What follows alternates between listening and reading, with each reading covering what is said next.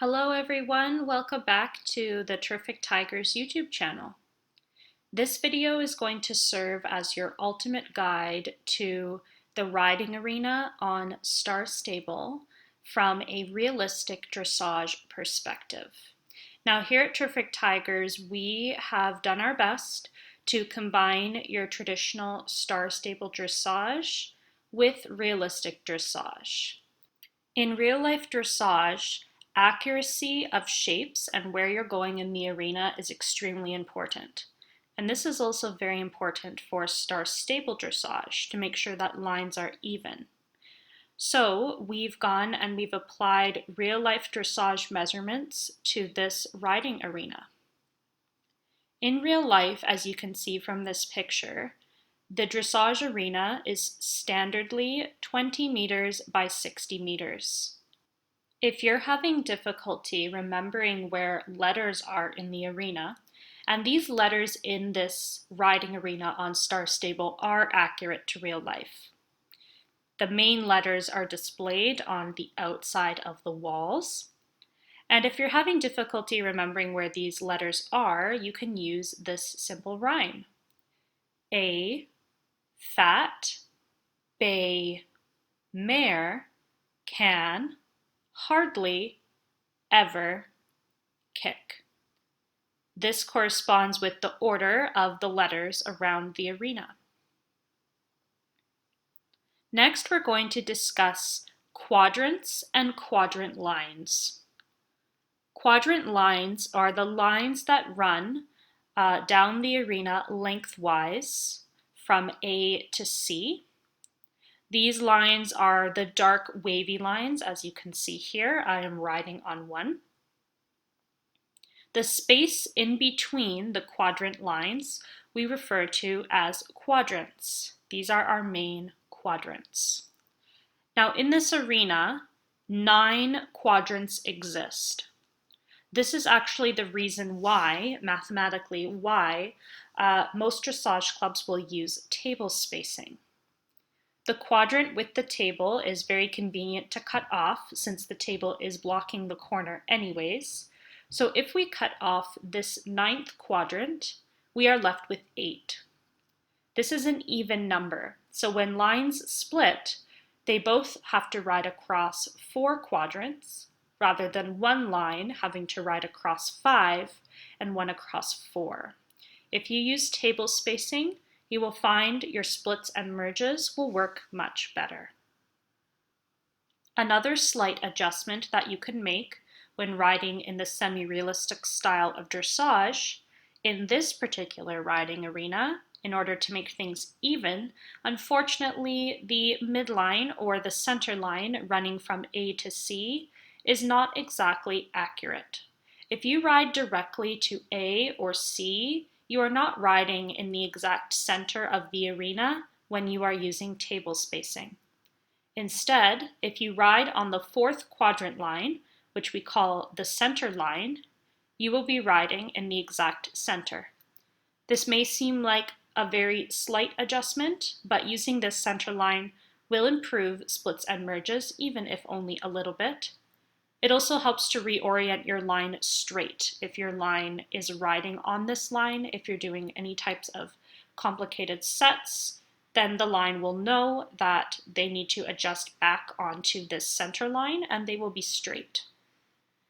When riding around the outside of the arena, you want to ride just beside these outside lines. So there is one on the B side, and that is the table spacing line.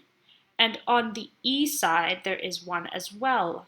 As you can see, I'm riding on it. And this is the perfect distance from the rail. And if everyone rides just beside this line, then the lines will be evenly spaced. Next, we'll go over the names for these individual quadrant lines running from A to C. It is very helpful to have names for these lines, as when we're riding a routine or just riding for fun, practicing some movements.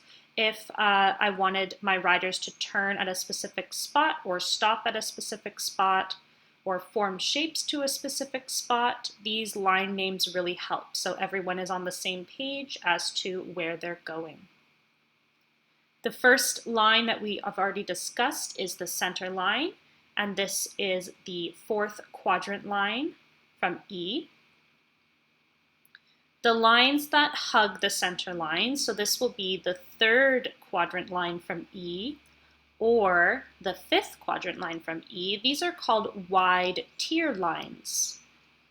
A traditional tier is often done about one quadrant apart, but you can also do a wider tier or reign using these wide tier lines in the center of your arena. The lines that come after the wide tier lines, these would be lines that are 2 away from the E wall or 6 lines away from the E wall. These are your quarter lines. These lines break up the arena into quarters along with the midline.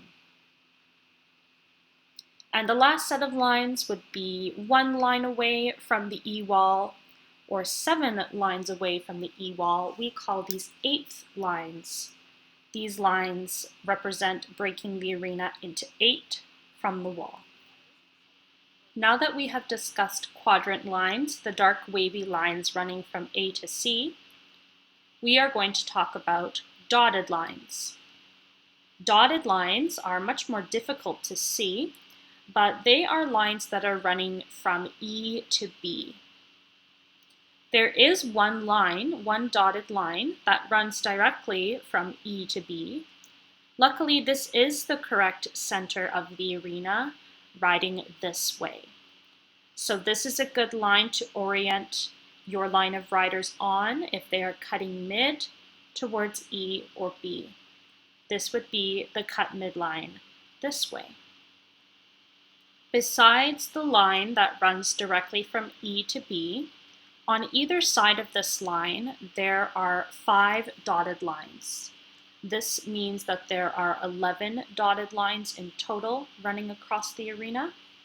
This creates 6 dotted quadrants on either side of the EB midline and 12 dotted quadrants in total. Quadrant lines and dotted lines are the same distance apart.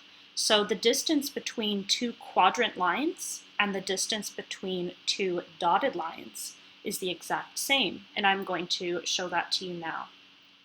If you pick up your canter and do a canter curl over, or half of a curl, from a quadrant line, you will end up on another quadrant line.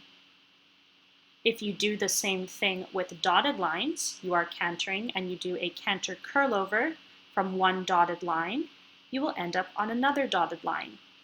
This proves that the distance between 2 quadrant lines and the distance between 2 dotted lines are the same. With this knowledge that the distance between quadrant lines and dotted lines are the same, we're able to use these lines to make very symmetrical shapes. We will go over symmetrical shapes such as circles, half circles in upcoming videos, as this video is just going over the arena itself. The last thing that I'm going to show you in this video, though, is the names for the dotted lines. So the dotted line running from E to B, we would just call this a cut midline. The rest of the names for these dotted lines are in relation to circle sizes, which we will be talking about in another video.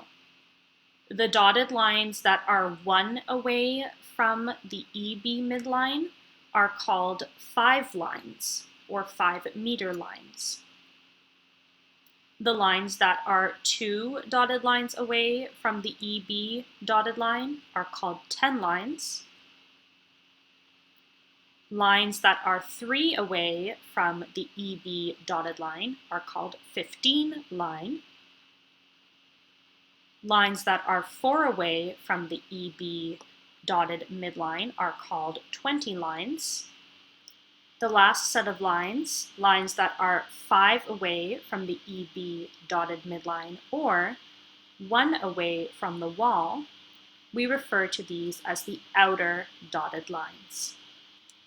I totally understand that all of this is very complicated and it does take time to learn and understand and know where these lines are very quickly. However, using this technique can greatly improve the accuracy and efficiency of your dressage team. Before ending this video, I would just like to make a disclaimer that some of these principles, some of these line names are accurate to real-life dressage, but some of them are not. Some of them we have adapted to fit our needs within the game of Star Stable in the riding arena, but these measurements are indeed inspired by real-life dressage and the accuracy that is required for real-life dressage in an arena. I hope that watching this video was helpful to you, and I hope that it improves the accuracy and efficiency of your dressage team. Of course, if you have any questions at all, you are free to ask them in the comments below, and we will do our best to answer them. Thank you so much for watching. Bye!